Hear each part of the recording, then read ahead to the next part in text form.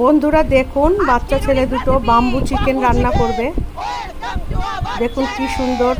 প্রথমে পেঁয়াজ কেটে নিয়েছে, একটা পেঁয়াজগুলোকে কুচি কুচি করে কাটছে, রসুন আদা কেটে নিচ্ছে। একটা ছোট বাঁশের টুকরো জোগাড় করেছিল, প্রথমে সবগুলোকে হামানদিস্তায় থেতো করে দিচ্ছে। চিকেন নিয়ে নিচ্ছে, মশলাগুলো ওর মধ্যে দিয়ে দিচ্ছে, কারি পাতা, হলুদ, লঙ্কার গুঁড়ো, জিরের গুঁড়ো, ধনের গুঁড়ো, লবণ, সর্ষের তেল দিয়ে পুরো মাংসটাকে মাখিয়ে নিচ্ছে। এবার ওই বাঁশের মধ্যে ওই তেজপাতা, শুকনো লঙ্কা দিয়ে বাঁশের ভিতরে সব মাংসটাকে ঢুকিয়ে দিয়ে একটা র্যাপ করে নিয়েছে। তারপরে পাতার আগুন জ্বালিয়ে ওটাকে তৈরি করে নিয়েছে বাম্বু চিকেন। দেখুন কি সুন্দর, wow, lovely, delicious, very nice, wow.